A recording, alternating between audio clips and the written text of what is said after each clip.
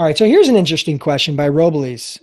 He says, who makes up market rates, your customers or brokers? For example, right now rates have tremendously gone down. I want to know, what do they base the rates off of? Because truck owners still have the same expenses and probably more expenses. Great question. Okay.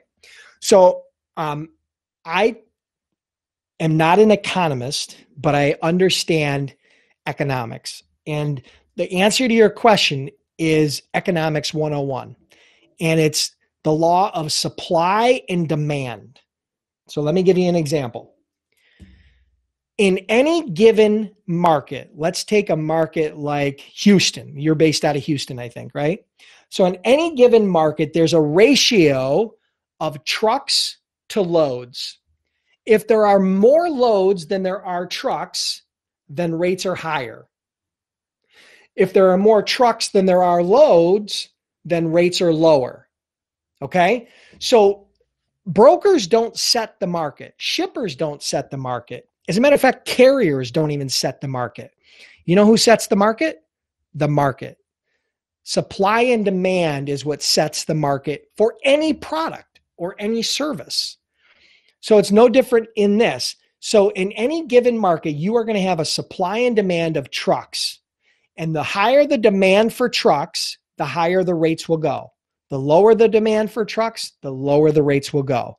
So right now you're seeing low rates because you're seeing low demand because there's not a lot of freight, right? Freight has went down, so demand has went down. So trucks have to adjust their rates just to keep the wheels going. And I agree with you.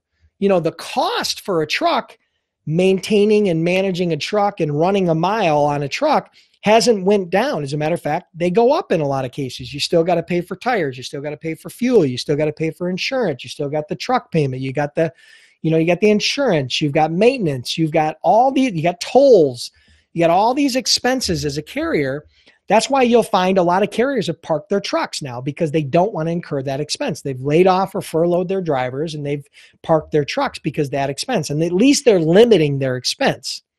So what drives the freight rates, just always understand this. This is very important. And this is a hard lesson for brokers. In normal times, let's take ourselves out of the pandemic. Okay. Let's just take ourselves and assume that the market is normal. Okay. When I run a load of widgets from point A to point B, maybe Buffalo to Atlanta, and let's say it's a van load of widgets from Buffalo to Atlanta. The rate that I pay for a full truckload from Buffalo to Atlanta, let's say, for example, let's just for hypothetical, for easy math, let's say that's $1,500. I don't know the exact rate, but let's say it's $1,500. Okay. If I were to have to pay a truck $1,500 to go from Buffalo to Atlanta, that does not mean that going from Atlanta to Buffalo will pay the same rate. Matter of fact, it won't be the same rate. It'll be a totally different rate. It'll be dependent upon the supply and demand of trucks in and out of Atlanta, particularly the supply and demand of trucks that want to go to Buffalo. So that rate from Atlanta to Buffalo might be $3,000. Even though it's the same amount of miles, it's the same truck, it's the same driver, it's the same everything, it's the same freight. You're just bringing it back on a different lane, could potentially cost you more than double based upon the supply and demand. So that's a great question, Robley. I'm glad you asked it because it's something that most people don't understand. Now, there are rating tools built within most load boards like the DAT and Internet Truck Stop that can help you to understand the historical rates of a truck from any given market or in any given lane, okay? Because they aggregate that data from brokers and carriers and shippers, and they leverage that data to show you and try to give you some transparency and some market intelligence into those rates. So if you use those tools, you'll have a better understanding of what it's going to cost from point A to point B in or out of any market.